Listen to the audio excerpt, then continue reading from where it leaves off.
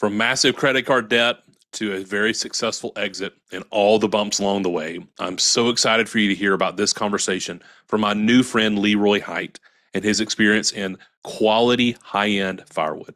Here's my friend Leroy. Welcome to Market Mavericks. I'm Matthew Eford. Join me as I speak with leaders who are redefining industries in every corner of the market.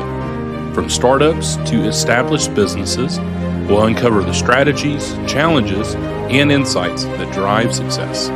Get ready to be inspired by the Mavericks who are shaping the future of business. Welcome, everybody, to Market Mavericks. I'm your host, Matthew Eford, and I have my new friend here with me, Leroy Hite. I am so excited to get this conversation from Leroy. He created an incredible business. He's a Berry College alumni, so I'm excited to hear from another Northern Georgian. Leroy, as you come on, those that may not know you, that are listening to this, they've never heard of you, give us just a brief overview. What is your business background? Yes. So the real quick version is I started a luxury firewood company. Some of you might know or have heard of it, called Cutting Edge Firewood. So high-end firewood. Love that. And it was that your first business venture? First successful one for sure. Yeah, I like that. At Berry, they started an entrepreneurial program while I was there, and I started a few different businesses, including a different firewood company, which is where I got the idea from. Nice. Okay, so let's go back to that one that didn't work, if you don't mind, Yep. And let's talk about that. I love getting kind of the founder story, right? The initial startup, because we got a lot of people that listen to us that we would consider as entrepreneurs. They have a goal, they have a vision of being in business ownership, and they're in the idea creation. So let's talk through specifically the one that didn't work. Tell us about it and why it didn't work. Yeah. So two buddies came to me and asked me to kind of run operations, and we definitely had no idea what we were doing. We were in college. We just bought some small equipment, and the summer back in 2007, it was kind of an infamous summer. I don't know if you remember. It was the hottest summer on record and just crushed all the records, because they were in Atlanta. There were 10 days in a row where the high was above 100. Wow. Honestly, can't remember the last time it got above 100. Yeah. Anyway, so I was outside in that heat splitting firewood by hand and with the chainsaw and with the splitter. But that winter we sold the firewood in Atlanta. And then two buddies had the really dumb idea to bid for Kroger for the entire Southeast. Wow. Okay. So you're a college student.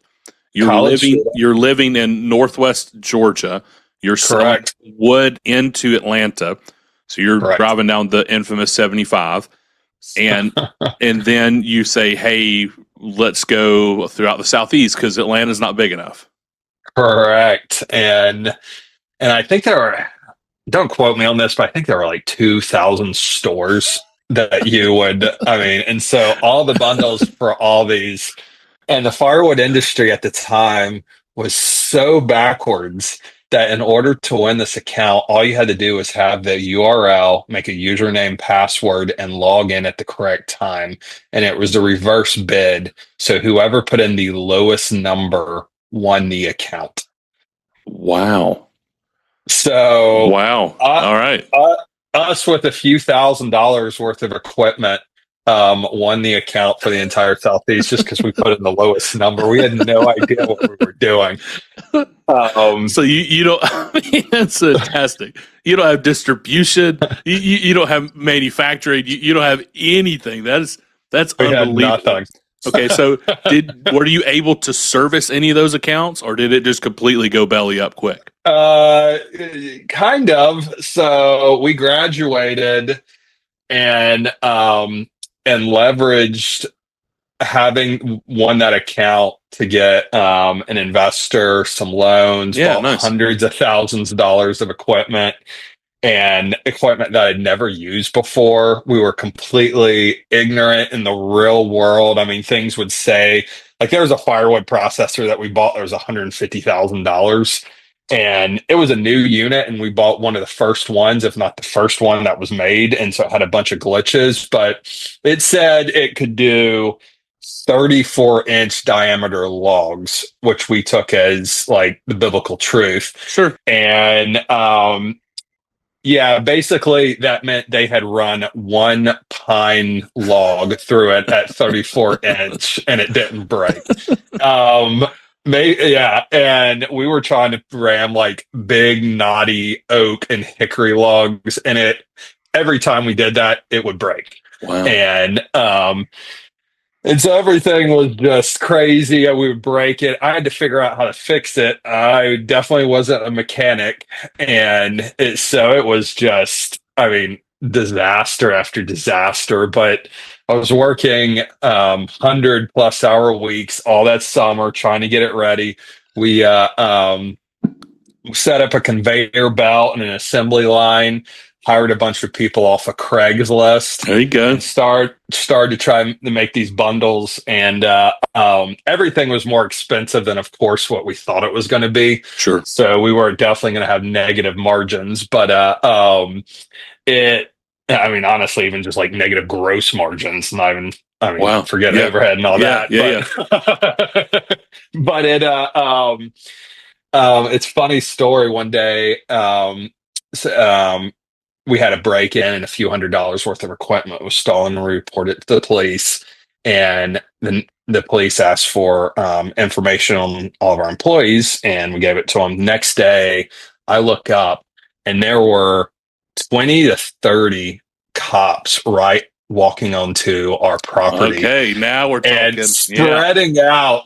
And turns out 15 of our employees had outstanding warrants. Wow. I thought afterwards, I was like, man, I should have like asked for some kind of bonus. I mean, considering I was doing their job for them. Wow. But, so you go through this experience. I mean, that is, I've never heard that. I've been doing this a while now. I've been having these kind of conversations. I've never had that. So that's a first for me, Leroy. I appreciate you sharing that. But I love where we can come from, right? This idea that you had a big vision and you had a go-getter of, yeah, we can do the Southeast. It's crazy. We have no clue how to do that. We can do all the Krogers in Southeast. Fantastic. Yep. Obviously, you fail along the way. It doesn't work. You have issues. Some of it works. Most of it doesn't. But then you get into, okay, now let's pivot. How long between that business and when you started Cutting Edge? What was the timeline? So basically, we very quickly found out we couldn't keep up with Kroger. All the wood was wet. And so we told Kroger we weren't going to be able to finish up their account. And we started trying to sell wood. We made a homemade kiln out of the back of a tractor trailer, only burnt down once. And I sat down one day and I was like, okay, I'm going to come up with a new way to do home deliveries. Nice. And just sitting at my dining room table and staring at a piece of paper for about an hour, I came up with 2 hypothetical ways. Okay. And that way, basically, it was carry a piece of equipment, what's called a mini skid steer. It's equipment with tracks on it, has forks on it, and you put the wood on a pallet in a basket. Okay. And that allowed you to make 8 deliveries in like 18-hour day. Okay. Instead of a pickup truck and a wheelbarrow. It still was awful, but it was multiple times more efficient than what anybody else was doing. And that kind of just made me realize, oh my gosh, like the firewood industry is completely backwards. Sure. And I also realized everybody thought firewood was a commodity, but that's wrong. The entire reason you have a fire in your fireplace or your fire pit is because you want an experience. It's the ambiance, it's the flame, it's the aroma, it's the crackle.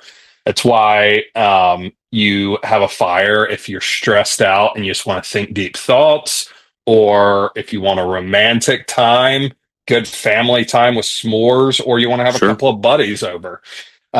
Sitting around the fire just opens everybody up and makes it a great experience. And so it's really the opposite of what everybody thought that it was. And people are willing to pay a premium for an experience. And that got lodged in my head. We shut down the business because we weren't where we needed to be. We were going into the summer and we weren't making any money. So I went and thought about becoming a Chick-fil-A operator. Okay. Wasn't for me. Worked at Enterprise Rent-A-Car for 3 years. Got lots of stories there that we won't go into now. Yeah, that's another conversation for another day. Yeah, I got you. That's right. And then I got a job at downtown Atlanta at Georgia Pacific. Okay. And I was there had been there for 2 months. I had a 93 GeoPrism.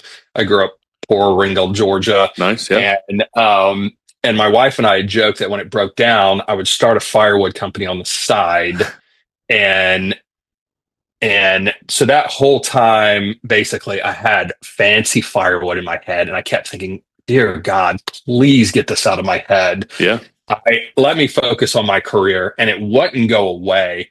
And I knew it was kind of God was calling me to do it, but I was way, way too afraid to step out. I was like, how do I know this is what God wants me to do? Yeah, sure. And I wrestled with it, but so car breaks down. We joke that I would start the business on the side. That Saturday, my wife goes to a baby shower out of town, and I woke up, and I'd never done this. I fasted impromptu on the spot all day, prayed, listened to sermons, and by the end of it, I was like, okay, I think God's calling me to start this business on the side. I'm going to do it. Wife comes home. We talk about it, decide we're going to go for it. Don't have any plan yet. I go to work on Monday, and they fire me on the spot. Okay. And I was like, oh, well, there's some time. Yeah, now you got time. Apparently, this is full time. Wow. And I didn't have a plan in place. And to be honest, I had no idea what I was doing. Looking back, I was completely ignorant, had no business doing what I was doing, but I learned everything the hard way.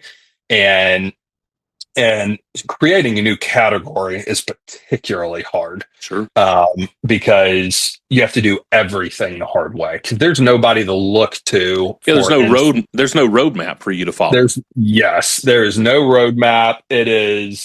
It's not like getting in your car and driving across the country on the interstate. It's like getting a machete and going to the jungle and making your own path. Like it's inefficient. Wow. Yeah, it's super inefficient. But I love, let me kind of cut in here. Yeah. I love the fact that, as a man of faith myself, I love the fact that you tied in your faith in this crucial, pivotal moment in your life, in your career.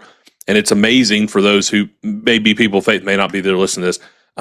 It's amazing the way the Lord prepared you to go into that conversation on Monday, right? That you had this incredible experience on Saturday, that your focus, you're giving yourself time to think, to consider, to ponder, what does the future look like, right? In our culture today, we do such a poor job of that. We've talked about that a lot on this podcast over the years.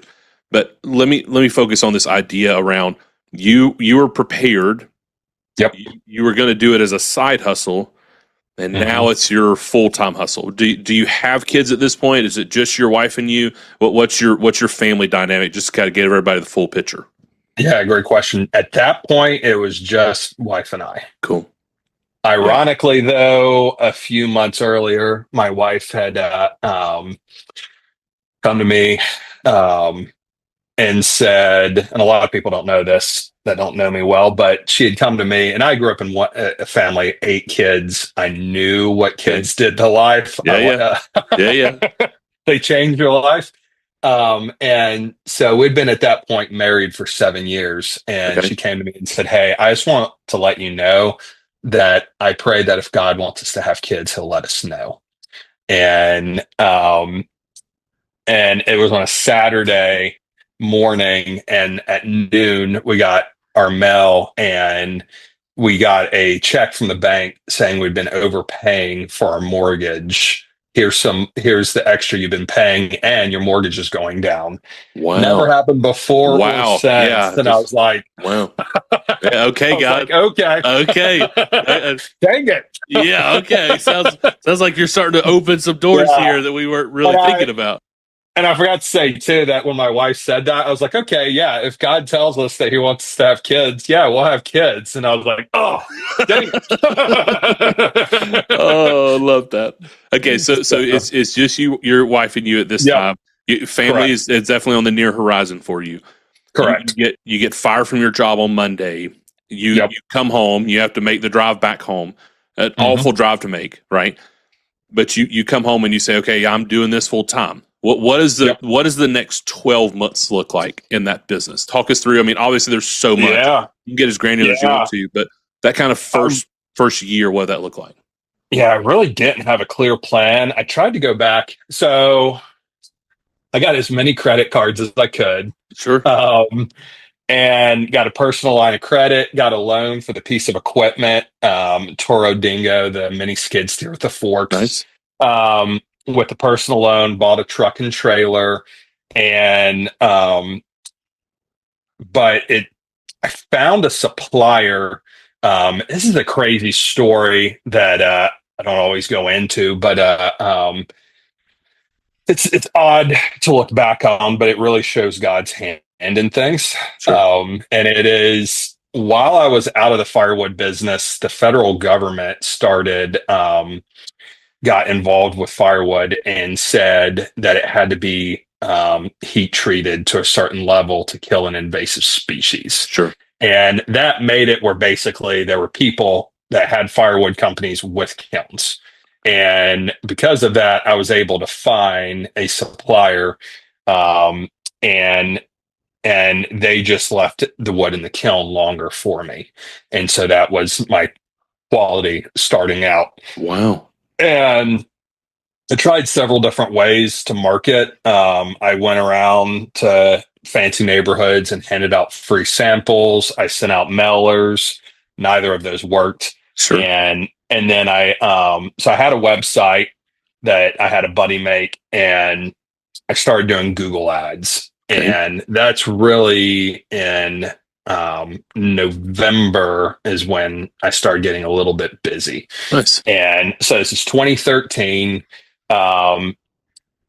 I am working when I get busy. I'm working 18-hour day Sure. when I'm fully loaded, driving around, truck and trailer, hard manual labor. Sure. And that winter is in January is when snowpocalypse happened. Okay. Yeah. I remember Snowpocalypse. Took me 8.5 hours to drive home. I was pretty Okay. determined to get home. I was near the governor's mansion and live in Duluth. I feel like I was one of the only people that actually escaped Atlanta. And it was like some zombie apocalypse. And why my wife was 9 months pregnant, so I was extra determined to get home. Sure. And daughter was born. There were two snowstorms within a 2 week period, and she was born in between. Wow. But I had $30,000 in the bank account at the end of the season, and I was like, "Yeah, I think that's enough money to get me through the summer." Which it would have been had the truck not broken down, which was $10,000 to fix, and then our hot water heater went out. Yeah, there we go. Yeah. $17,000 to get us through the summer, and I had like $150,000 in credit card debt. Had a brand new baby girl and a personal loan and the loan for the piece of equipment. And so I had some ideas to make some extra money, which did not work out over the summer. Okay. And I remember being in the fetal position from a Thursday to a Monday with $12 in the bank account, and went to church and went up front and prayed with an elder, and he said, help his business, yada, yada, yada. And don't let him take don't let us put you to the test. and went home and read a sermon about the Israelites in the desert. Yeah. And they were days away from anywhere where there was water, but hours away from watching their kids die from dehydration. But they had seen God do amazing things, but they freaked out and doubted God's goodness. And I Sure. realized that's what I was doing. Sure. Easy to do. And Easy to do. yeah, it's over and over and over again. It's easy. But I broke down, wept. Next day, restaurant called and said they wanted to decorate with firewood. And at the time, it was the biggest order I'd had, $2,000. But while I was doing that delivery, a guy walked up to me and said, "Hey, I want to sell you my firewood business." And it turned out in Atlanta, it was a firewood company that had been around for several years. And if you Googled firewood, they came up first. Nice. And they had a customer list and of about 600 customers. And he said, "I'll sell it to you for 45,000." I was like, "Okay, I got about $2,012 in the bank account right now." Yeah, we're a little July. far off on our price there. But I was like, you know what? This is God. So yeah, I'll buy your business. And he they were desperate to get rid of it because they were losing money. Realized this afterwards because I talked them down to 19,000 and nearly quadrupled the size of the business from that acquisition going for the next year. And crazy side note that I can be detailed on is off that customer list that we bought for 19,000, not even including the website, which probably brought in just as much money, is we made about $1 million in revenue off of that. Yeah, it's amazing. It's amazing. I love that. And I love so much to see when you get to the end of yourself. Again, let's take it as a man of faith. Like you get to the end of yourself, you're trying to grasp on the things as hard as you can, and you realize, you know what? I'm not in control, but I know who he is, and I'm going to lean into him. And you see these conversations start happening. You're like, where did that conversation come from?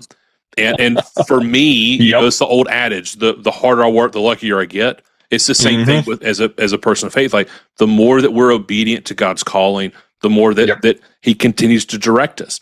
And it's not just you didn't just sit on your sofa and you had times in the fetal position. We all get there. We all need that. But you continue to work. You continue to put yourself out there. You continue to go and to do to talk to elders, to talk to people in your life, to continue to promote your business. You didn't just sit and play video games and say, "Well, I guess the business is going to work if God wants it to work." Right? Right. That's an awful approach to have. It is, okay, this is the direction I'm moving. I'm going to move in this direction until He points me in a different direction or opens up additional doors to move in as well. So he basically he makes your path straight. Yeah. But kind of, I mean, this is probably a logical leap, but you do the walking. Yeah. But he directs your path. Yeah. Yeah. No, I love that. I love that. So you get into, you buy this customer list. You're in the summer.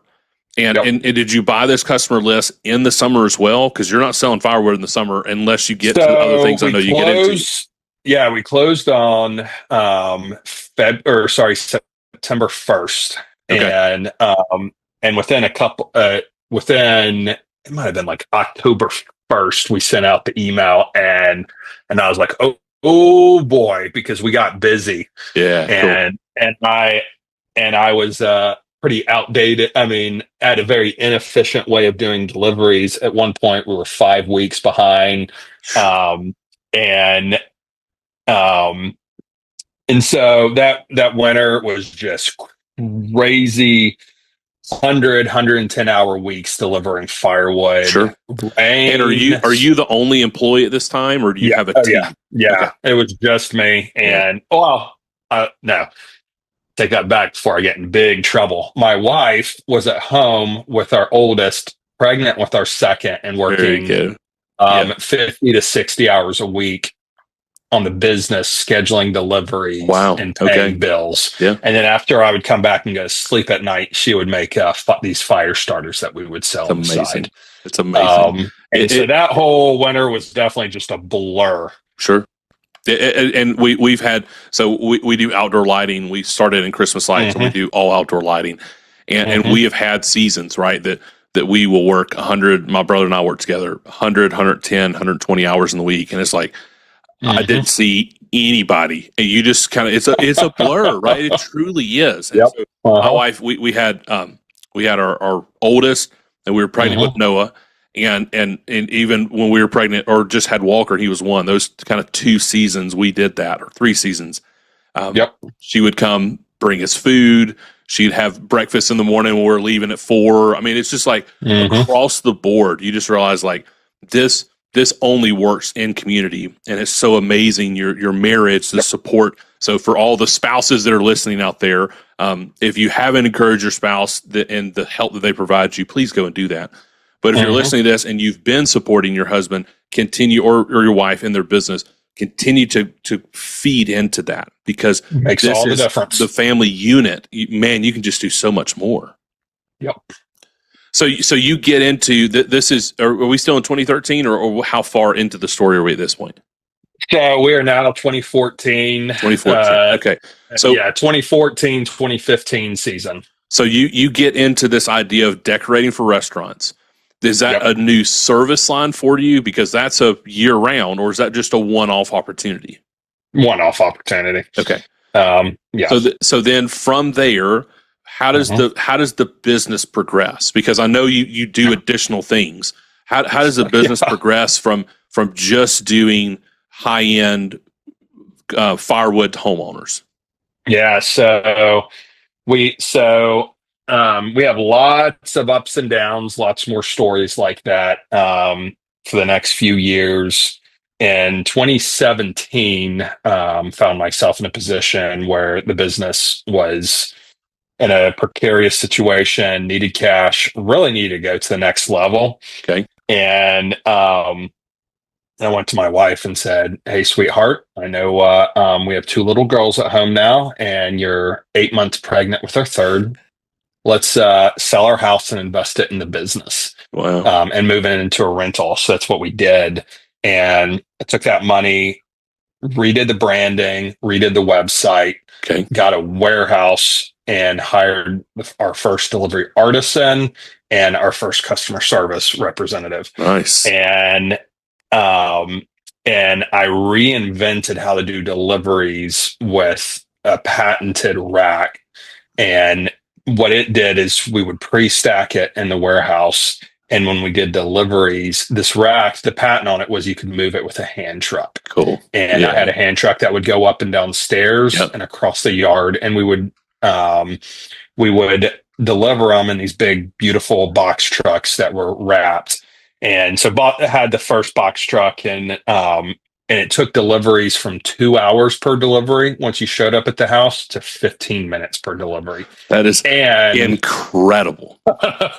And we would leave this rack at their house that had a canvas cover with our logo very large on it. Yeah. So thousands and thousands of these at people's homes.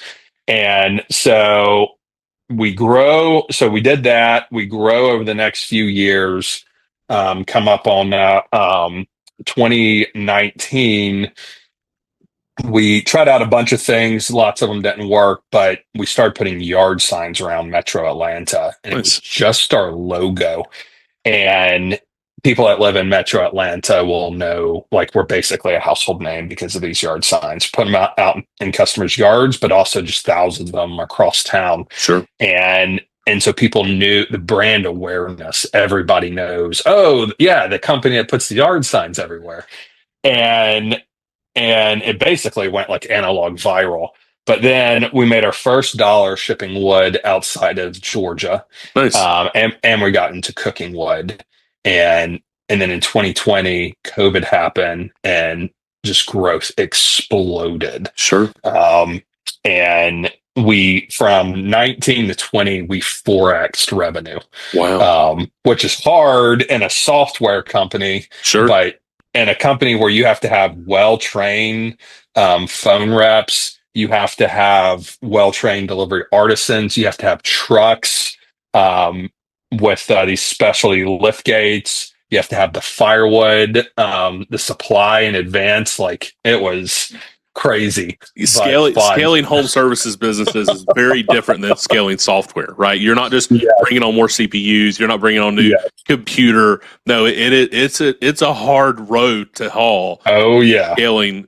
We're in the same boat there. So you Yep. get into you just kind of off said you get into cooking wood. Hmm. What I imagine, this is me not Hmm. in the business. What I Yep. imagine is that is a year-round revenue. Hmm. Is that correct? That is So correct. now you're starting to solve, quote unquote, your seasonality of Right. this is not just a fall, winter, early spring business. Now this has a Correct. component that is Hmm. operating all year long. So your core staff, your Yep. kind of core expenses, you're able to cover all year long. Hmm. Yep. That is Fantastic. correct. I love that. Yes. I So talk to appreciate me it. as you got into shipping outside of Georgia. What was that process like? Yeah. So, um, over the previous few years, so starting in like 17, 18, we'd started investing in SEO. And by really 2019, we were kind of the dominant force online Nice. in firewood. And what that did, so I was like, well, we have all these people calling us from other states asking us if we can sell them firewood. And I was like, well, we might as well try it. I don't think it's going to work because firewood's stinking heavy. But so we started, and we hardly made any money. I don't remember if it was over $10,000 in revenue. But when COVID happened, it became, year over year, it almost became half of our revenue. Wow. Um, Wow. and so we figured it out fast. And and it was like with freight companies, with freight, we had it built in to the pricing, and we would do things like, because freight has pretty terrible customer service. It's inconsistent. Sure. And so we would do a thing like we would ship a box of firewood via UPS separate with like an apology note that basically said it really elegantly, but it was like, basically, here's an apology in advance. Please enjoy this firewood while you wait for your larger package to come. Oh, it's And so good. but people loved it, and they would, like, I mean, the wood would come a week late, or the driver that was dropping it off would be rude, but they were very forgiving because Sure. of that note in Yeah. advance. And then we shipped the boxes of firewood, which people loved. And so ultimately it worked out pretty darn well, a heck of a Yeah. lot better than I thought it was going to. Yeah. Sure. So yeah. I love that. And so so you have a successful exit. We're not going to get into the Hmm. details of that, just out of respect for the exit and the company that took over. But talk to Hmm. me as right before that happened. What Yeah. is your kind of structure, just to give everybody kind Yep. of an understanding of where you had gone from just you working 18-hour Yep. days, 110 hours a Hmm. week, to Yep. what was your team like before you Yep. exited? Yeah, so we got up to 35 employees. Nice. And so it was me as the CEO, visionary, had a COO, had a leadership team, customer service department. We had a logistics department. We had delivery artisans. We had warehouse team. And so we had grown a lot, become a really legitimate business, and it was a lot of fun and booming. I love that. So, um, what is? Did you have any kind of what we consider vertical integrations that you look across the business? Did you bring anything in house to help with your suppliers? Did you purchase any suppliers, any Mhm. vendors that you actually brought in house to be part of your company? No, because that was never kind of like the low hanging fruit. We focused more on the front end, the customer facing side. Sure. So in many ways, we were like five businesses in one because we had a local delivery that we maintain. I built a custom software because we Nice. did deliveries differently than Yeah, anybody cool. else. Um, we had same day box delivery for Metro Atlanta. Then we shipped boxes nationwide, shipped um, bulk firewood freight across the country. And then basically we were like a PR and marketing company. Cool. And so we really focused on that and the brand awareness I love that. aspect. Yeah, that's fantastic. So you get this big exit, and it's Mhm. incredible. Congratulations, right? All the business owners that are listening to this say, yes, I want a big exit. If you Yep. look back over your business now that you're out of it, Mhm. what is something you would have done sooner? What is something you would have done differently? Talk us through that. Oh, um, on one hand, I mean, I went in with a lot of ignorance.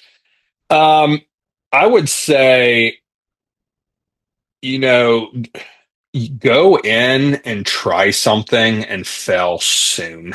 Cool.